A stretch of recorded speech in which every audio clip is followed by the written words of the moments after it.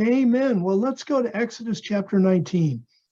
What I want to talk about tonight is what happened. God and Israel made a covenant, and then Israel managed to break that covenant, and they managed to break it actually really quickly.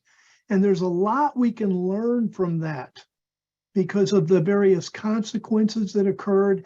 One of the things that we definitely see when we take a look at this is the relational nature of God. I can see upon reading some of this and some of the work I've done in the last few weeks where people are, I'm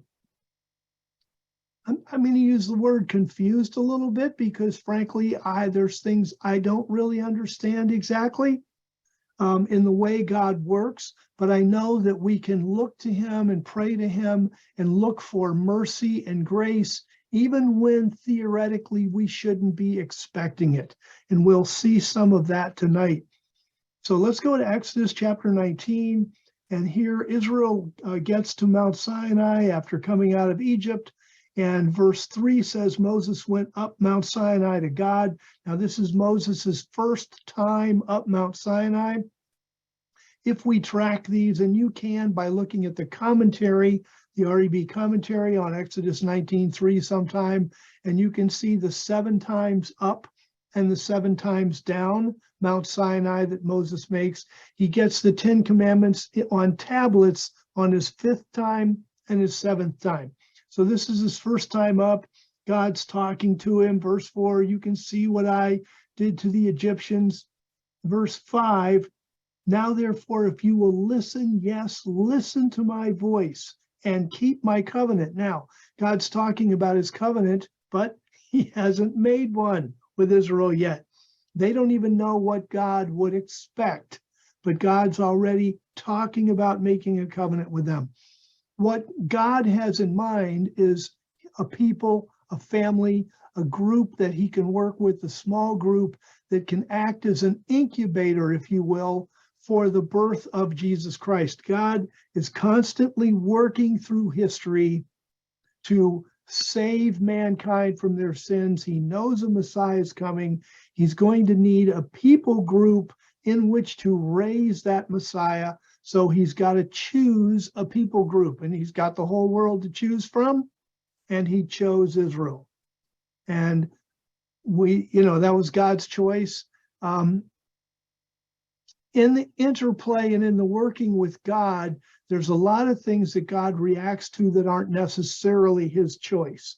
And what I mean by that is, for example, God asks you to do something and you decide not to do it. Well, that was God's choice to choose you, your choice not to do it, and then God has to go choose somebody else. That certainly happened with King Saul. Saul was going to be the first king, and then Saul decided, okay, nope, I'm going to rebel against God. God chose someone else. So there's an interplay, a back and forth. I don't think in his heart of hearts, God wanted to destroy Egypt. Moses went and said, let my people go. And if Pharaoh had said, well, that's a reasonable request, okay, and done it, Egypt would have been fine, Israel would have been fine, and history would have moved on. But we know the story. Pharaoh goes, I don't know Yahweh, and I'm not letting Israel go. And so the result of that was there was a conflict, not God's first choice. This is one of the things that we see in the interplay. And by the way, you and I are in that.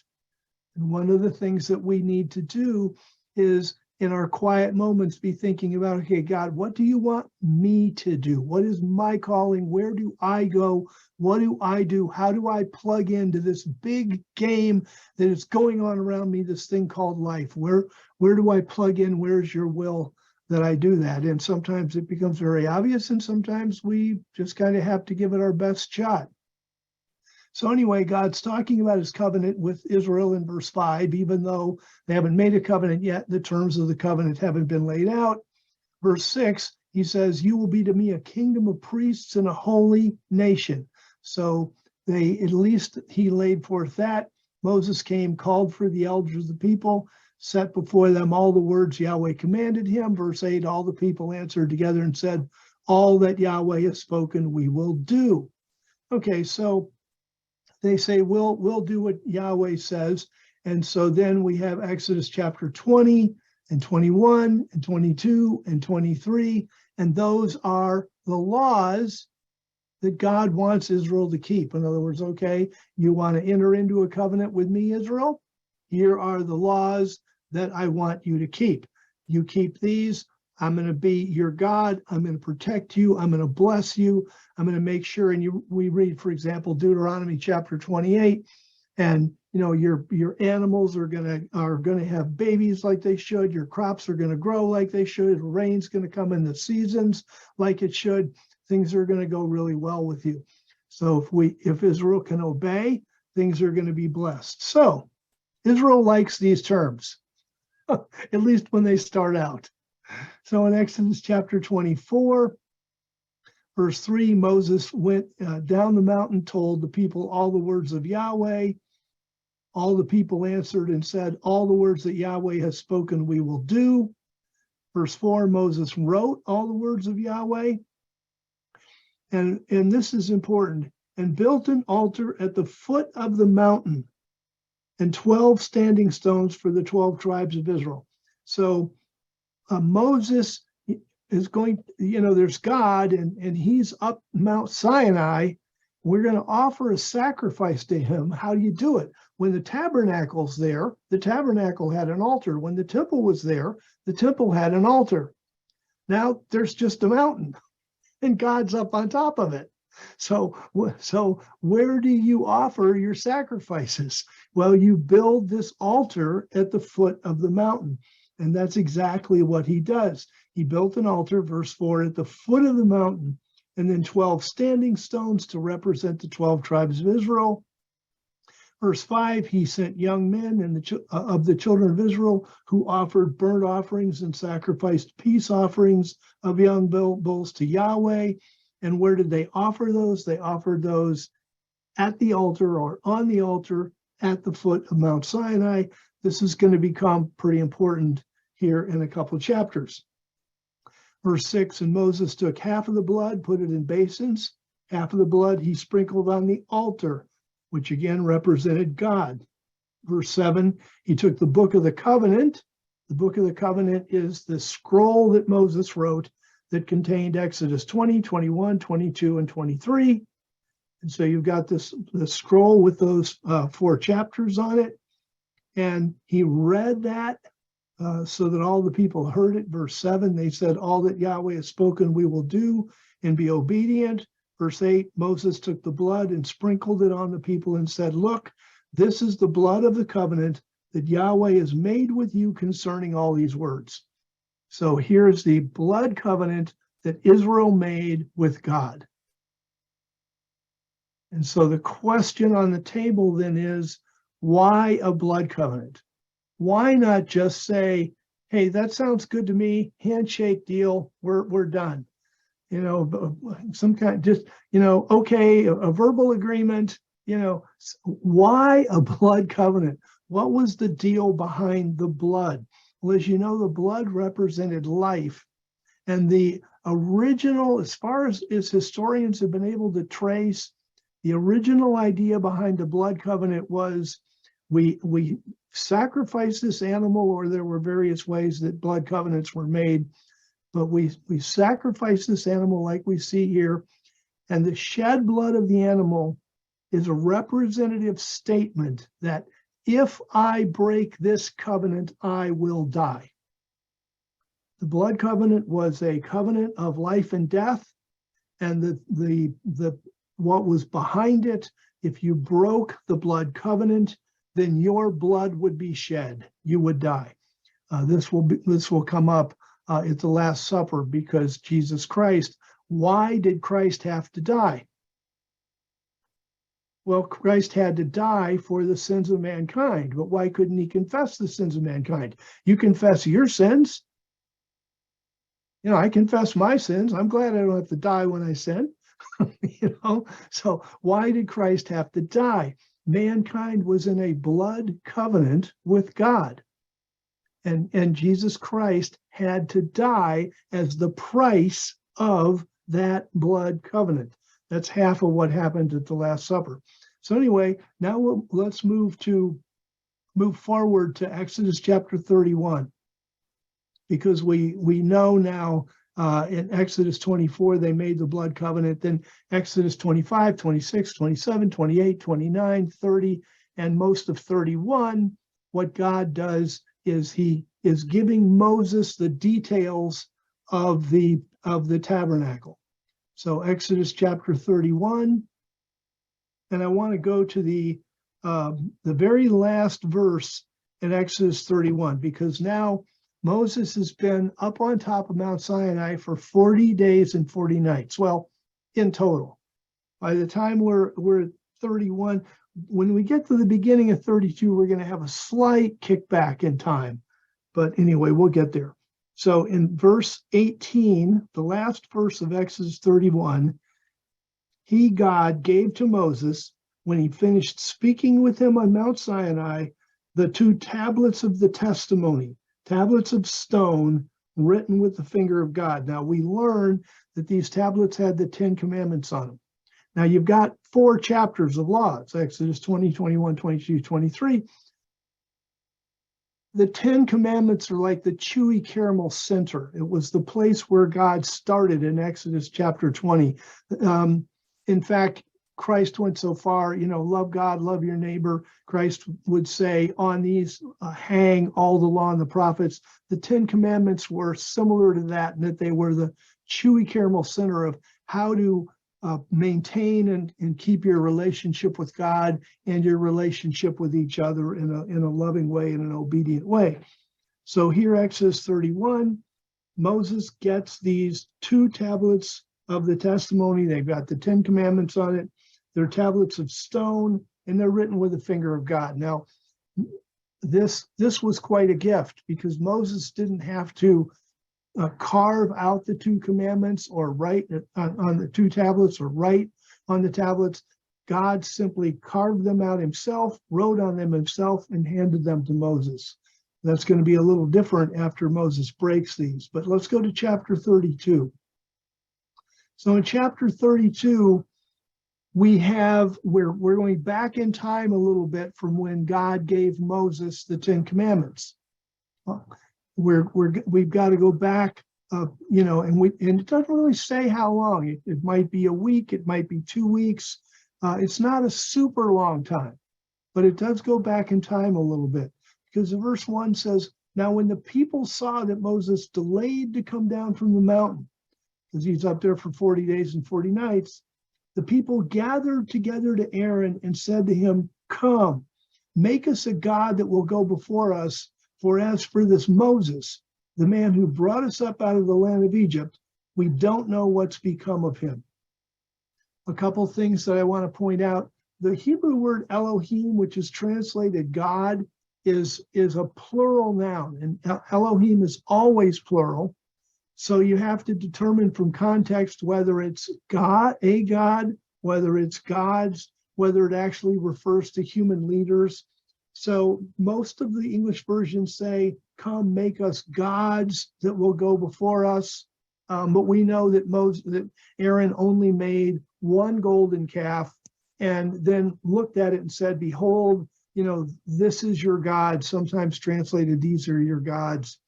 And in looking at the commentators, the scholars fight back and forth over whether this should be plural, gods, make us gods, or make us a god. My tendency is to believe that in this context it means a god, because that's all that Aaron made. The Hebrew can read gods, but all Aaron made was a god. I think in this context that makes the stronger case, but just so you're aware, it's up for grabs and the scholars fight about it. The question that kind of is astounding here is Moses is up on top of the mountain. The mountain is covered with smoke. There's a fiery glow coming out of it. The people heard the voice of God speaking. Moses went up there. What is going on that the people say, we don't know what's become of him? And one of the things we need to look for whenever we see this kind of thing that doesn't make sense is satanic influences, because Satan is always trying to stir up trouble. He's always trying to cause problems in the congregation. And the Bible does not say this, but from what we know of how the devil works, you can pretty much tell that in this crowd, there are demonic people and people who want to worship pagan gods and that kind of thing. Who knows? They've only been out of Egypt now for about a month and a half. So there may have been people that were very dedicated to some of the pagan gods in Egypt. It's hard to figure out. But one thing we know for sure is that there's something about this that smacks of satanic intervention. People that don't want to obey God and put pressure on leaders to not obey God. And that's still happening in the world today. It's happening in politics. It's happening in the church. It's happening in our school systems. And as Christians, that's something we need to be aware of. We need to be aware of the spiritual battle. By the way, part of the theological mumbo jumbo that takes the energy out of Christians is when this teaching that everything that happens is God's will, or God is in control. Because if you just took a look at this from let's say you approach this verse from the standpoint that everything that happens is God's will and God's in control. Well, really, these people are going to come to Aaron and basically pressure him, and he's weak-willed enough, he's going to lead the Israelites into idolatry and into sexual immorality. Now, does anybody really honestly want to say that that's God's will? And the answer is yes. If you read the theologians, the Calvinistic theologians, that's precisely what they believe. And so we've got to be aware of the fight and who we're fighting for, who we're fighting against, what we're standing for, because one of Satan's greatest ploys is to assign to God all the things that he's doing. It's just like when you run into a narcissist and they call you selfish, guess what? They're selfish. If they call you an angry person, guess what? They're an angry person. It's one of the devil's oldest ploys that he shoves off on godly people or shoves off on you what's going on with him. And that's what's going on here. There's godless people that have infiltrated the crowd, and they're coming up against Aaron. And this whole thing, what do they say? As for this Moses, we don't know what's become of him. Give me a break. Aaron should have taken a stand and said, you want to know what's become of him? He's right there in that cloud. He's talking to God and he'll be here after a while. So calm down. But Aaron was too weak to do that. But when we look at this and see Aaron's weakness, then we can replay this in our mind, in our situation, and take a stronger stand. And Aaron just simply gave in, verse 2. Now, there was an interesting thing suggested by the scholar. I'll read verse 2 and then I'll talk about it. Aaron said to them, break off the golden rings that are in the ears of your wives, of your sons, and of your daughters, and bring them to me. What's intriguing here is when the people bring an offering later to build the tabernacle, they bring gold and silver and jewels and all kinds of things. So there's obviously people who came out of Egypt with some serious wealth. So why did Aaron say, break off the golden earrings that are in the ears of your wives, your sons, and your daughters? Why didn't he just say, okay, for you people that have gold, bring it. If you don't have any gold, well, you'll have to use your jewelry.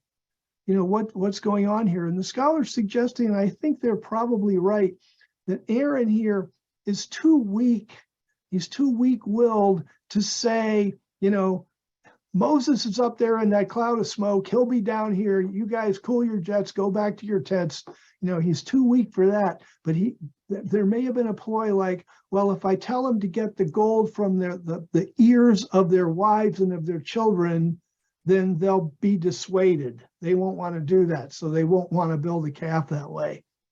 But if that was his ploy, it didn't work.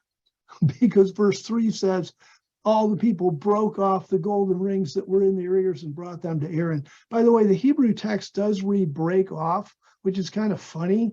Doesn't really make any sense. You don't break off the golden earrings in your ears.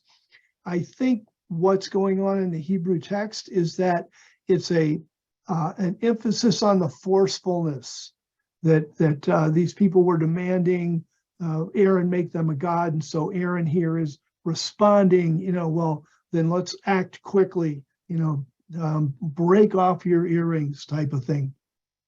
So verse 3, the people broke off the golden rings that were in their ears, brought them to Aaron. Verse 4, he received what they handed him and fashioned it with an engraving tool and made it into a cast metal calf.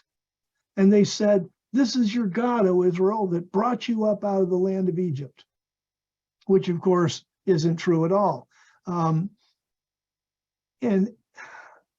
again, you would think not just Aaron, but that there would be godly people in the congregation that could stand against that.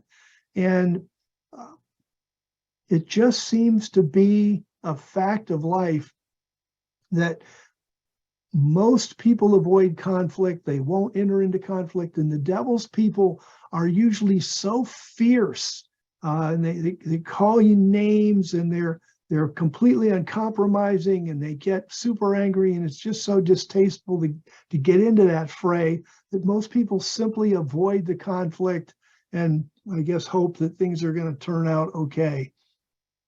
In verse 5, and this again, I just don't understand. When Aaron saw this, he saw what he had made, and now they're sitting around chanting, this is your God, which brought you over the land of Egypt.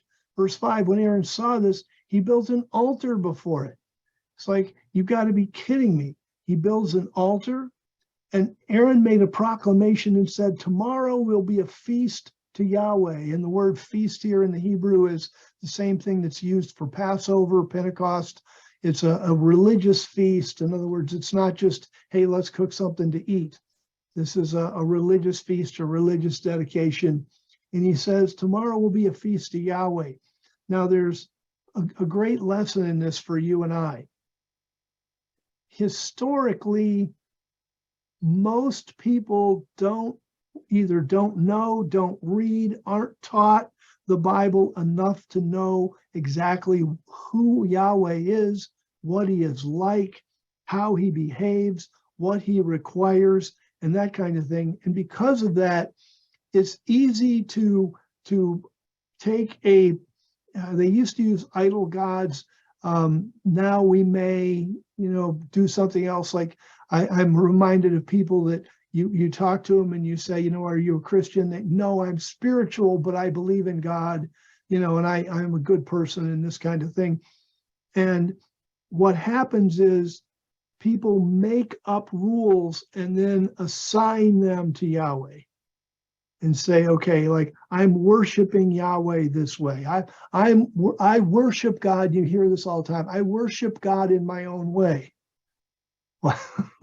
Well, it isn't worship because God defines what worship is to him. And we know kind of what happened to Aaron's two sons, Nadab and Abihu, who wanted to worship God in their own way. Fire came out from the Lord and destroyed them, this kind of thing. God defines what worship is. We don't get to worship God in our own way. And this becomes very important when we're talking to people, witnessing to people. We want to bring them to the Word of God, teach them to read the Word of God. And it's amazing how what we see here in Exodus 32:5, tomorrow will be a feast to Yahweh, goes on every day in the world, in the ancient world and in the modern world, where people just think that they're worshiping God or that they're believing in God or whatever when they've made up their own God. It doesn't matter what you call him or it. If you make up your own God, it's not God. But Aaron says, tomorrow will be a feast to Yahweh. Verse 6, they rose up early on the next day and offered burnt offerings and brought peace offerings. Now, The burnt offerings were entirely burnt, but the peace offerings, only a piece of the peace offerings were burnt and the rest were eaten. So what this tells you is that they were, it was indeed a feast for them, because they had these animals they were killing that were peace offerings, and they got to eat some of the meat. So they're eating some of the meat. And then the people sat down to eat and drink and rose up to play. And the word play there is a word that's used of sexual play. So basically, a lot of the pagan gods, as you know, the worship of those gods involved various sexually immoral activities, prostitution, adultery, that kind of thing. And that was moving around the camp of Israel. And so they basically got all excited about their calf god. Generally speaking, the bull or the calf is a symbol of fertility. So they rose up, they burnt offerings, peace offerings, they sat down to eat, drink, rose up to play, and run around loose.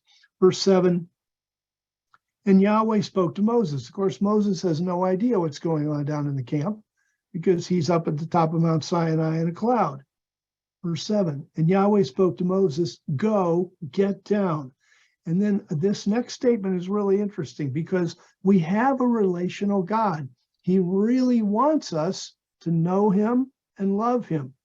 And when we don't, we hurt his feelings. I know that's a strange thing to say about God, but we humans were created in God's image.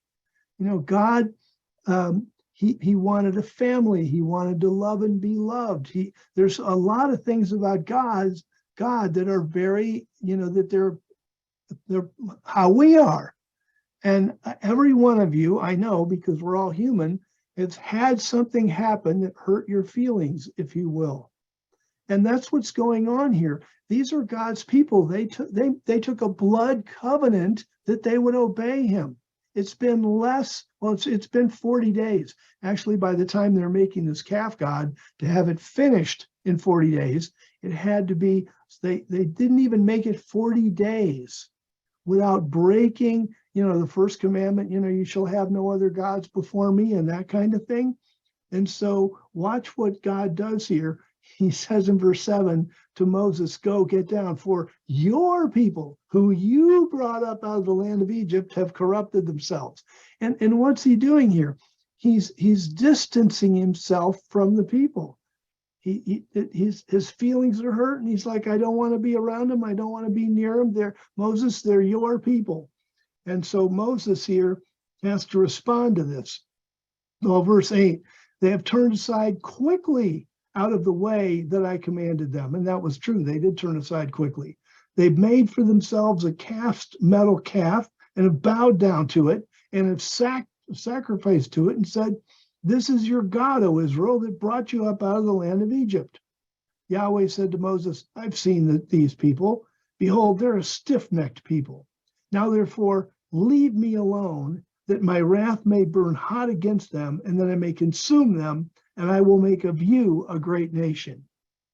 And of course, there's no doubt that God could have made Moses into a great nation. He certainly made Abraham into a great nation. But I love this verse 10, now therefore leave me alone. Because when God says, leave me alone, then it doesn't mean that. God wants to have a relationship with Israel. He doesn't want them to be destroyed, but there are forces at play here that are important to understand. There's the fight between good and evil, and there's the idea that God has to be righteous. God's stamp can't just step in and make decisions just because he wants to. He's got to keep his promises. He's got to be righteous. Israel has just broken their blood covenant. And there's going to be real trouble for that. So God says to Moses, leave me alone. And what this is it's a bid for Moses to enter in and intercede for his people. Moses picks up on this immediately. God says, leave me alone. Moses does exactly the opposite. He's not going to leave God alone. He's going to pester God. So verse 10 was, now therefore leave me alone, that my wrath may burn hot against them. Verse 11, and uses an idiom, Moses soothed the face of Yahweh his God. And that's the literal Hebrew, and it's idiomatic. And you know what your face looks like, or you've been around angry people, or you've been angry enough to know that your face changes, you get all red, you sprinkle your face, all that stuff when you're angry. And so Moses here has to step in and calm God down. And so the text reads, and rightly so, Moses soothed the face of Yahweh his God. So Moses here there's what you have written here, could be read as a dialogue in like 90 seconds or something. I'm sure in soothing the face of Yahweh, Moses said a lot. We have the chewy caramel center, if you will, of what Moses said, but I'm sure there was a lot more said than is simply here on the page. Moses soothed the face of Yahweh, his God, and said, "Oh Yahweh, why does your wrath burn hot against your people that you have brought out of the land of Egypt with great power and a mighty hand?" So let's get this going in the right direction. Verse 12, and I like this because nobody likes to be talked about. And so verse 12, why should the Egyptians say, now they've been out of Egypt for now just a little over 2 months at the end of the 40 days. So they've been out of Egypt for just a couple months. So if Israel is all of a sudden destroyed at Mount Sinai, who's going to talk about it? Well, the Egyptians will. And so Moses brings that up to God and says, well, why should the Egyptians say, yes, say, he brought them out for evil to kill them in the mountains. Oh yeah, we knew about that Yahweh all along. We knew when he showed up in Egypt and did all those plagues that he must be a horrible God. So he's proved himself. He's a horrible God. He got them out of Egypt and he killed them all. Yeah, that's Yahweh, all right. So if the Israelites died, then Yahweh is going to get a really bad reputation. Verse 12 again, why should the Egyptians say, yes, say he brought them out for evil, to kill them in the mountains and to consume them from the surface of the earth. Turn from your fierce wrath and change your mind about this evil against your people. And I love the translation, change your mind. And I'm blessed to see that a number of the modern translations are going that way, because that is the meaning of the Hebrew text, that Moses is asking God to change his mind. And I think that, again, this is an area where we can really educate and help other Christians, because there are other Christians who life is just beating them up. They're convinced that God is against them. God's in control. God's doing these things. What can they do about it? And they don't understand the interplay between good and evil. And they don't understand that God is a relational God, and we can intercede with him and things will change. And that's exactly what is going on here. By the way, if you go to the search function and do a phrase search on change your mind, there are a number of times in the scripture where it refers to God changing his mind. When people say, well, what about Malachi? It says, I am the Lord, I'm Yahweh, I change not. That is changing his character. God is always righteous. God always keeps his promise. God does not lie, those kind of things. God does not change his character. But when it comes to interplay with free will beings like you and me, then God can change his mind. And that's what Moses is asking God to do. Turn from your fierce wrath, change your mind about this evil against your people. And then verse 13, Moses is a very good arguer. Like Abraham was, verse 13, remember Abraham, Isaac, and Israel, your servants, to whom you swore by your own self and said to them, I will multiply your seed as the stars of heaven, and all this land that I have spoken of, I will give to your seed, and they will inherit it forever. So Moses reminds God of the promises he made to Abraham, Isaac, and Jacob. In verse 14, it was effective. So Yahweh changed his mind about the evil that he said he would do to his people. And when it says that God changed his mind, he certainly changed his attitude, but also with Moses's intercession, God could forgive. With Moses's interceding for Israel, God could forgive and step in and shift the balance of power between the devil and God in this situation. Because the devil certainly at this point would love to kill Israel off. And he'd love for Israel to sin in such a way that it just simply opened up the door for him to wipe Israel out in mass. As it was, the sin opened the door for him, the devil, to kill a lot of people. So verse 14, God changed his mind. Verse 15, Moses went down, he turned and went down the mountain with the 2 tablets of the testimony in his hand. So this is his 5th time down the mountain. Tablets that were written on both their sides, on one side and on the other, they were written. And by the way, we've excavated an awful lot of tablets from the ancient Near East. Generally speaking, they're small. I know the drawings and the pictures have Moses holding these great 2 huge giant, tablets of stone, which they would weigh a tremendous amount. They're probably just, the size of a book, or maybe even a little smaller, 6x9, something like that, maybe even possibly a little smaller, and they would have the 10 Commandments written on them. So verse 16, the tablets were made by God, and the writing was God's writing engraved on the tablets. Verse 17, when Joshua heard the sound of the people as they shouted, he said to Moses, the sound of war is in the camp.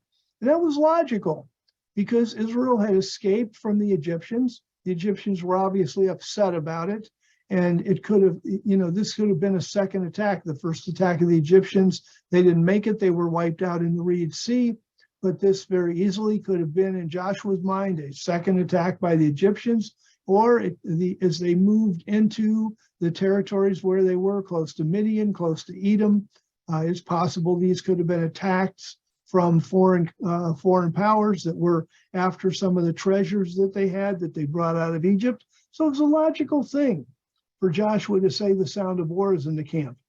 Verse 18, Moses, who's been talking to God, knows better. He says, it's not the sound of victory, nor is it the sound of defeat, but it's the sound of singing that I hear. And this is, of course, the big party. They ate, they drank, they rose up to play. Verse 19, and when he drew near to the camp, he saw the calf and the dancing, and Moses' anger burned, and he threw the tablets out of his hand and broke them at the foot of the mountain. Now, this is very human.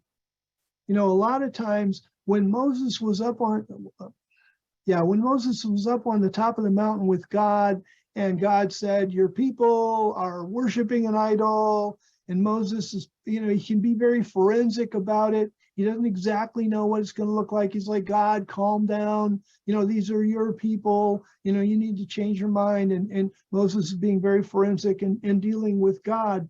When Moses himself comes down the mountain and sees the altar, the calf, the sexual immorality, the stuff going on, and you've all been in those situations where you talk about something until you see it for yourself, and then your emotions just climb all over you. And that's exactly what happened to Moses here. I mean, when he saw how horrific this sin was, then he threw the tablets out of his hand, and then watch what it says. It says, and broke them at the foot of the mountain. And he could have just said he threw them out of his hand and broke them, but he broke them at the foot of the mountain. If you remember now, back in Exodus 20:24, the Israelites made the covenant and built the altar at the foot of the mountain. I think so. Basically, what this is doing is it's emphasizing the fact that the same place that Israel had made the covenant 40 days earlier, now Moses breaks the tablets in that precise same place. So, and you can kind of pick up on Moses's emotion, because the tablets with the 10 Commandments, as I say, represented the very heart of the covenant. So here's Moses, and when he makes the covenant, He's all excited. Wow, we're going to be God's people. God's going to be our God. This is a great covenant. When he comes down the mountain and he sees the golden calf and he sees all the flagrant disobedience, it's kind of like, what good is this covenant? This is a joke. And he just smashes them. Now, maybe later he regretted it, but I can certainly understand the feeling. If Israel's not going to keep the covenant, then these tablets aren't worth the rock they're written on. So he just smashes them, and again, there's so much humanity in this. And I think one of the things that, engaging the text at this level helps us do is to reflect and think about our own emotions. When have we dealt with somebody else's problem and we've been in good control and we've handled things so calmly until we get sucked into the situation ourselves and all of a sudden we explode, that kind of thing. This reflecting on this really shows us how human humans are and how God has really created us in his image. So anyway, he broke the tablets, verse 20. He took the calf that they had made and burned it with fire, ground it to powder, and scattered it on the surface of the water, and made the children of Israel drink it. That's a really strange thing. First of all, there's a couple things in here that are really amazing, that he could grind the gold to powder. Now, we can't do that today. We can pound it to within a couple molecules thick, but we do not, to my knowledge, chemically have a way to powder gold. But somehow or other in the ancient world, there were things that they could do, like with stained glass and things like that we never have figured out how to replicate. And this seems to be one of them, that he ground the gold to powder and then he threw it on the water. And then he made the Israelites drink it. And the Bible doesn't go into exactly why that is. But there, like, for example, the water of purification and that kind of thing. And then if you guys are familiar, remember Numbers 15. Let's just take a quick look there. Numbers chapter 15. There's a very interesting ritual here that I confess does not make a whole lot of sense to me. I've never quite exactly figured it out. But Numbers 15, where did it get off to? Well, I thought it was Numbers 15, but am I? Hey, John, it's Numbers 5, John. Numbers 5, thank you. Oh, I added a 1. Thanks, Gary. Yep, Numbers 5. Thanks, Gary. Test for adultery.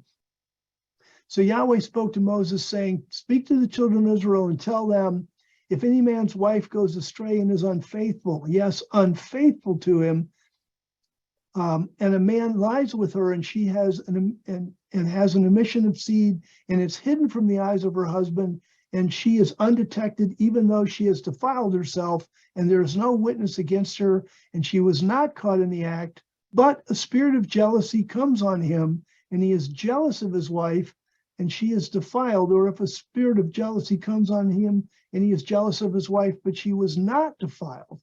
And then the story goes on, and he brings his wife to the priest and says, "I'm suspecting my wife of adultery, but I don't have proof." And then what the priest does is he gets some dust from the floor of the tabernacle, meaning basically dirt off the ground, puts it in water, and the woman drinks it. And then if she's guilty, then she has a bad deleterious physical effect, and she has female problems. And so it's called the water of bitterness. And it's a very interesting, you don't want to call it a ritual or a ceremony. It's a very interesting part of God's law. It's hard to understand exactly how it works or why, but it seems to be in some way related to this same thing we see here in Exodus, that Moses took the golden calf and he ground it to powder and he threw it on the water and he made the children of Israel drink it. And ostensibly then, if they're guilty, there's going to be some kind of deleterious effect from doing that. So let's go back to Exodus chapter 32. And he made the children of Israel drink that water. And then verse 21. Then Moses said to Aaron, "What did these people do to you that you brought on them such a great sin?" And this is honest. I'm one of the people that have a hard time confronting others, and that's pretty common. Some people are really good at confronting others when they make mistakes. For some of us, it's pretty hard. And here Moses does the job of a good leader. He confronts Aaron. What did these people do to you that you brought on them such a great sin? And one thing we see is he goes right to the point. He goes right to the person that's a problem, and he goes right to the problem itself, which is this has caused a great sin. Moses doesn't avoid the conflict. He doesn't avoid the person who caused the problem, and he doesn't minimize the problem. Idolatry and sexual immorality, particularly after they just made a blood covenant that they wouldn't do those things. Now they've idolatry, sexual immorality. It's a huge problem, and Moses is going to deal with it head on head with Aaron. What did the people do to you? And this is also not to shame Aaron, but to give Aaron a chance to really come clean. If we're really going to be forgiven, 1 John says, if we confess our sin, God is faithful and just to forgive us our sin. We can't avoid our sin, belittle our sin, ignore our sin, pretend that our sin doesn't exist, and expect to be forgiven because somehow or other we're nice people or something. The way to be forgiven is to understand who we are. Like God, like Abraham said to God, "I'm only dust and ashes." We're only human. We make mistakes. We're frail in a lot of ways. So let's get honest about that. And if we make a mistake, let's be honest about it. Let's confess it. Let's genuinely be sorry. Let's repent, which means that we not only are sorry for the sin, but we're making an effort to change. And at that point, then we're in a position to be forgiven by God. So when Moses confronts Aaron like this, it isn't just to shame him, but it's to actually offer Aaron a chance to be reconciled. And that's one of the things that we've got to see about confrontation that can be helpful. If the reason we're confronting somebody is just that we're mad and we feel offended, I'm sorry, that's not good enough. If that's all it is, then work it out with God and leave the other person alone. But if you genuinely want to deal with the situation so that there's restoration, return to fellowship with you, return to fellowship with God, then we deal with these situations. And Moses certainly gave a chance of that for Aaron. What did these people do to you that you brought on them such a great sin? Verse 22, Aaron was still, I'm just going to say, completely shell-shocked by the whole situation, overwhelmed by the whole situation, a weakness in Aaron that had not shown up before, all of a sudden shows up in a major way. And so Aaron here just makes up this gigantic fib. He just lies. Verse 22, Aaron said, "Do not let the anger of my Lord grow hot. You yourself know the people that they're set on evil." So Aaron's going to start by shifting the blame a little bit. This really isn't my fault. You left and all these people here, they're set on evil. And then he goes on and he says, "For they said to me," verse 23, "make us a God who will go before us. For as for this Moses, the man who brought us up out of the land of Egypt, we do not know what has become of him." And the people did say that. Verse 24, "So I said to them, whoever has any gold, let them break it off. So they gave it to me, and I threw it into the fire, and out came this calf." Now that is a dumb statement. That is really, I mean, really, Aaron, come on. I threw it into the fire and out came this, and you can just tell that Aaron he's completely broken down. He doesn't know which way to turn. He doesn't know which way's up. He makes up this huge story to his brother, by the way, not only his leader, Moses, but Moses was his brother, and he makes up this story about this. I threw the gold in the fire and this calf came walking right out and sat down over here. It's ridiculous when you think about it. And there really isn't a good explanation for it. It's so absurd that you couldn't even really think of a good explanation for why this happened.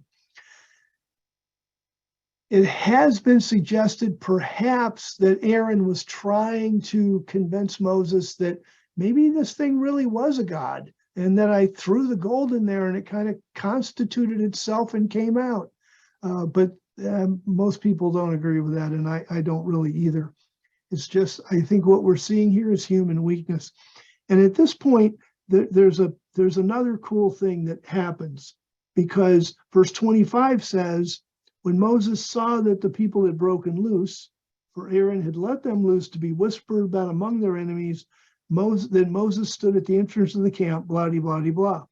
So what you see is in verse 21, Moses says to Aaron, what did these people do?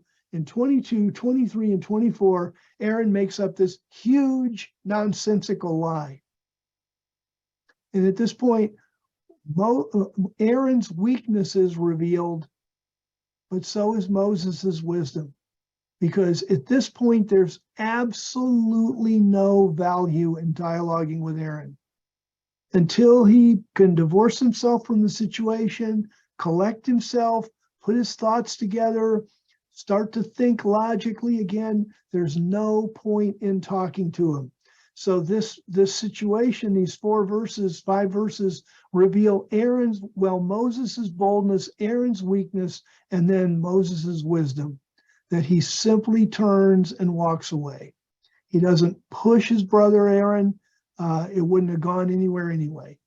He just turns, walks away, and continues to deal with the situation that he's dealing with, the golden calf and the adultery and all that stuff. He's going to deal with that the best he can. And this is something that it's a great lesson for you and I to learn, because there are times when somebody really has screwed up. And we do confront them, and we don't confront them to shame them, but we do confront them to see if we can restore fellowship and get them back on the right track, but they're just not ready for it.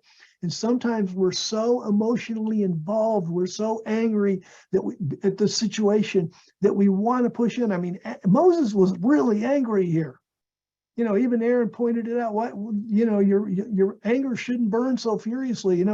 Moses was really angry, and he could have, in a lack of wisdom, just pushed in there and say, what do you mean? That's a stupid thing to say, Aaron. That's a lie. Tell me what, and he could have pushed in, but would it have reconciled Aaron? No.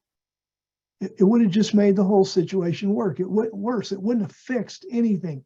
And so one of the life lessons we can learn here from this record is thinking it through, that when we get angry at somebody else, if they're not ready to deal with the situation emotionally, mentally, it can be wiser just to let it go for a while until everything calms down. And that's exactly what Moses did. And of course, later on we see in the record, the books of Moses, that Aaron and Moses very definitely reconciled. So then Moses, verse 25, moves on. Like we said, a wise move. Verse 25, when Moses saw that the people had broken loose, for Aaron had let them loose to be whispered about among their enemies, something that we need to be aware of. When people sin, other people are looking. That's one of the reasons we want to walk a holy life if we can. Verse 26, then Moses stood at the entrance of the camp and said, whoever is on Yahweh's side, come to me. And all the sons of Levi gathered to him. Now, by verse 26, as Moses is looking at the situation really hasn't changed much since Moses came down the mountain. Moses came down the mountain, there was the worship of the golden calf, there was singing, eating, drinking, and there was sexual immorality. Moses broke the tablets. Well, that didn't really affect the people. It's kind of like, so what? He smashed some rocks. Moses is mad at Aaron. So what? He's mad at his brother. So what's going on in the camp hasn't changed much. Even with Moses's presence, it's not. There were some people, obviously, that probably looked around and said, oh dear, Moses is back, and kind of slunk into their tent. But there's a lot of people that are just defiantly ignoring Moses's presence. And if that cancer is allowed to grow in the camp, then Moses is going to lose all control. And frankly, then God loses all control. So what happens, he says, who's ever on Yahweh's side, let him come to me. And all the sons of Levi gathered to him. Now remember, at this point in time, there was no tabernacle, and the Levites had not been chosen to serve God. And what's going to happen now is that this is the event that's going to set the Levites apart to where God says, I want them to be my people and serve me as Levites and priests. So they gathered to him. Verse 27, he said to them, Moses said to these Levites, this is what Yahweh, the God of Israel, says. Every man put his sword on his thigh and go back and forth from entrance to entrance throughout the camp, and every man kill his brother, every man kill his friend, and every man his neighbor. And these words are specifically chosen for, they weren't chosen for shock effect, but they have shock effect. Because he doesn't say these people are your enemies, even though the way they're acting, they are the enemies of God. This is a holy responsibility to defend the things of God and protect the nation of Israel. And so he says, these people who are being defiant, who are being problematic, they're out there committing sexual immorality. They're openly worshiping the idol. They haven't slunk away to their tent and are acting like they're sorry. You kill your friend, you kill your brother, you kill your neighbor. Verse 28, the sons of Levi did according to the word of Moses, and there fell of the people that day about 3,000 men. And one of the many lessons we get from this is that obeying God is not always fun. It really isn't. Obeying God is, it certainly, we want it to be fun. It's certainly fun a lot of the time. But there are times when obeying God is simply a holy duty that we carry out to protect God and the things of God. And that's exactly what happened here. And so about 3,000 people were killed. In verse 29, Moses said, today you've been dedicated to Yahweh. And this was the day that the Levites were set apart and dedicated to Yahweh because of their commitment to Yahweh rather than their commitment to their friends and neighbors. And he says, today you've been dedicated to Yahweh, for every man was against his son and against his brother. And so he has bestowed on you a blessing this day. Verse 30, and on the next day Moses said to the people, you've sinned a great sin. Now I will go to Yahweh. Perhaps I will be able to make atonement for your sin. And that is all Moses could say. He did not know how God was going to react. I'm going to go up the mountain to Yahweh. This will be his sixth time up. I'm going to go up the mountain to Yahweh, and I'm going to talk to him, and perhaps I can get him to forgive your sin. Perhaps I can make atonement for your sin, because there's an interplay here. The children of Israel broke the covenant, the blood covenant they made with God, and the penalty for breaking a blood covenant is death. And Moses isn't sure. He says, look, I'm going to go back up to God, and I'm going to commune with him. I will be able to make atonement for your sin. Verse 31, so Moses returned to Yahweh and said, oh, this people have sinned a great sin and have made for themselves a god of gold. Yet now, if you will only forgive their sin. And then Moses breaks off his sentence. It's the figure of speech, anakaluthan.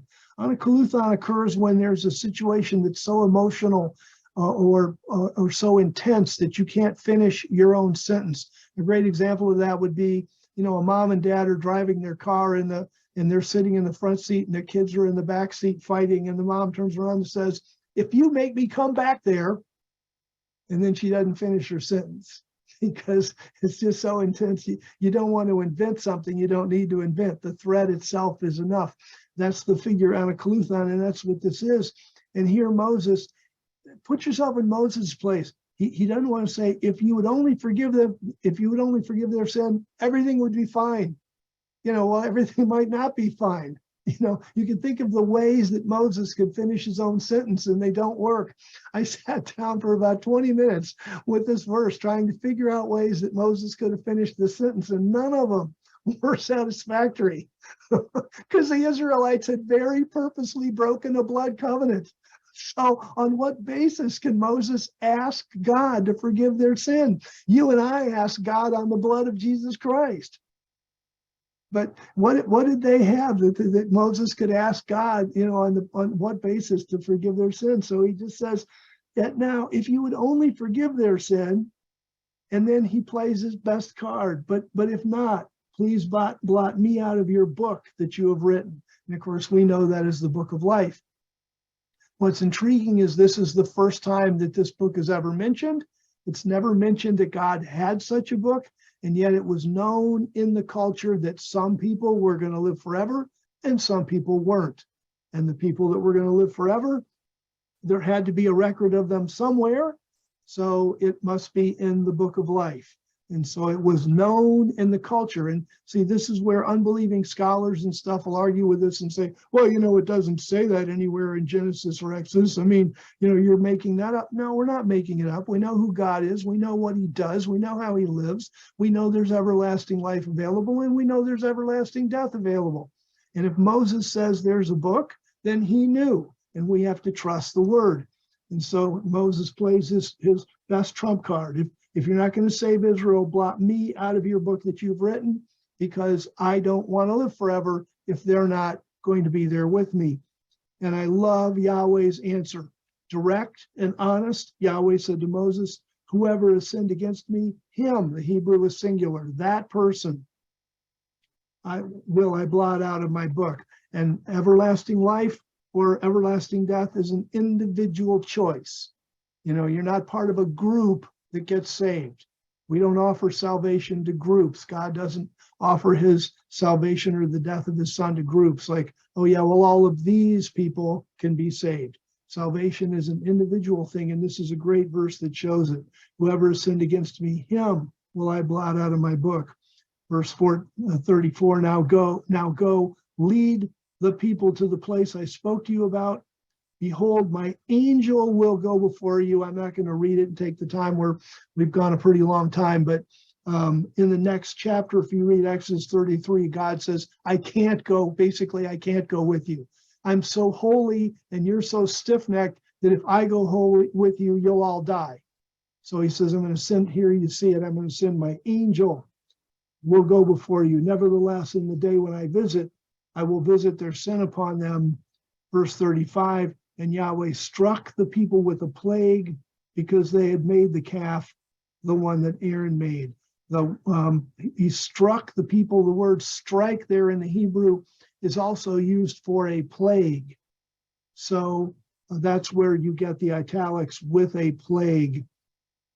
So when the people sinned and broke that blood covenant, it opened the door for the adversary to attack them and cause problems. And with Moses' intercession and God's forgiveness, some of the consequences of breaking that blood covenant were able to be quelched. But the fact of the matter is, when you and I sin, sometimes that opens the door in ways that God just can't simply say, okay, I'm not letting that happen, because he has to be completely righteous. So Moses did intercede. That had an effect. God said he would forgive. That had an effect. But there's still the interplay between good and evil. And the sin of the Israelites was so great, it opened the door for the devil to get in and strike them with a plague because of sin. And that's one of the reasons that we want to walk a righteous walk and tell other people to do the same thing. So this is a fabulous record that shows the interplay between good and evil, and how human people are, and how we need to be strong as Christians to stand against evil, and also to help our brothers and sisters in the Lord walk a godly walk. So thank you for being with me tonight. It's been really fun doing the work behind this and being with you tonight and getting to teach this. And I hope that you've been as blessed as I am.